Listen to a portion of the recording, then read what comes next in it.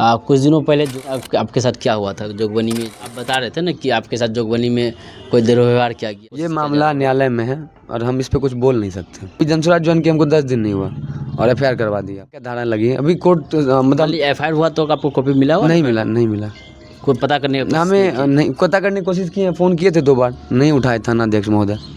और थाना अध्यक्ष महोदय एफआईआर किए हैं? उनके पास एप्लीकेशन आया हुआ। किए थे? कौन एप्लीकेशन दिया था? नहीं ये सब नहीं पता हमको अभी।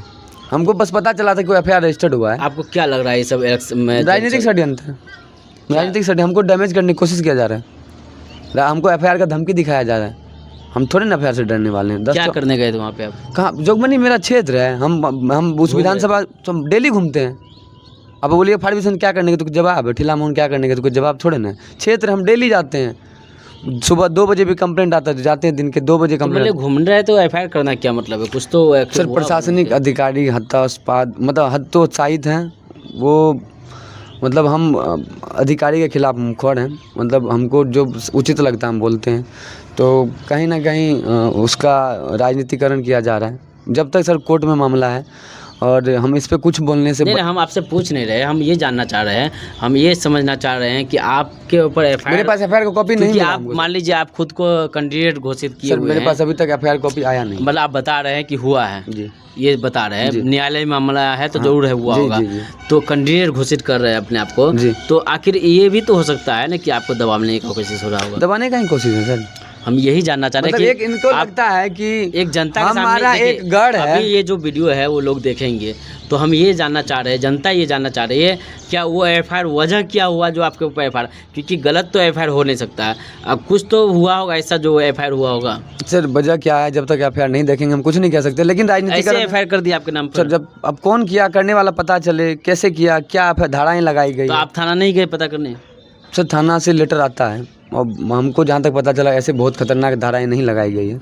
तो हम मतलब एक दबाने का ही आपको लग रहा है कि सिर्फ जो है दबाने की कोशिश किया गया। डराने की मतलब हमको एफआईआर का डर दिखाया जा रहा है। कितना दिन हुआ है? शायद 2-3 दिन एफआईआर रजिस्टर्ड हुआ पहले। बस 2-3 दिन शायद। हाँ एग्जैक्ट डेट तब तक हम कंफर्म नहीं कर सकते जब तक मेरे पास हार्ड कॉपी नहीं है। डीएसपी साहब एसपी साहब से बात हम उनसे बात करने की कोशिश किए हैं तो उन्होंने कोई जवाब नहीं दिया अभी। डीएसपी साहब को हम फ़ोन किए थे तो उनको वो कह रहे हैं हम जांच करके मतलब बात करके तो मान लीजिए जनप्रतिनिधि आप हो यहाँ पे जो प्रत्याशी उठ रहे हैं इस तरह का होगा तो कैसे इलेक्शन में कैसे लड़ेंगे? सोचने का विषय है। हम तो लड़ेंगे, अधिकारी का डर दिखा के हमको नहीं दबा सकते आप। करिए एफआईआर 10 तो 20 तो 50 तो एफआईआर करिए। हमको एफआईआर से डर नहीं लगता है। हमको पहला एफआईआर मेरे ऊपर हुआ है। हम अपने आप को कांग्रेचुलेट करते हैं कि एफआईआर आपने किया, मुबारक है। इसलिए कि हमको अपने आप को सर मुबारक एफआईआर होना इसलिए कि वो मान रहे हैं हमको कम्पिटिटर, इसलिए एफआईआर कराएगा। अच्छा मतलब आप समझ गए हैं कि जो है सामने वाला डर हो रहा है, जो मैसेज आप देना चाह रहे हैं वो पहुंच गया। उनको डर ऐसा दिख रहा है। वो आप जो भी कराए हो उनको डर है कि ये हमको मतलब ये किला मेरा ध्वस्त कर देगा। जो किला जो बह गया है बाढ़ से उसको उखाड़ के फेंक देगा। कोई किला विला नहीं है यहाँ, तो डर से कोई ना कोई करा रहा है। हम तब तक कुछ नहीं कह सकते सर जब तक मेरे हाथ में लेटर या मामला न्यायालय से कुछ कहा नहीं जाए। ये कुछ कहना उचित नहीं हो क्योंकि हम जब मामला को पूरी तरह जान ही नहीं रहे, कहीं पे छपा भी नहीं है जो हम न्यूज़पेपर का कटिंग बाइट दे के बताएं। हम थाना अध्यक्ष को फ़ोन किए, वो जवाब नहीं दिए। हम उनसे अब क्या बोले, अब जरूरी हम मतलब पॉसिबल तो है नहीं कि छोटी छोटी बात के लिए हम थाना जाए। तो थाना जाना उचित है नहीं, क्या पता कुछ और करें। कुछ दिन पहले थाना के कुछ स्टाफ के द्वारा हमको डराया धमकाया जा रहा था, गाड़ी से जबरन खींचने का प्रयास किया जा रहा था। आपको? हमको। कितने दिन पहले? शायद 1 तारीख की बात है। कौन खींच रहा था? थाना के 112 वाले स्टाफ हैं, वो धमका रहे हैं कि तुम नेता बनता है रे। तो पुलिस हम लेटर लिखे हैं मानवाधिकार आयोग को। ऐसे कैसे आपको आ गया खींचने के लिए? ये सर सोचिए पुलिस वाले वीडियो होगा उसका? सर गवाह है।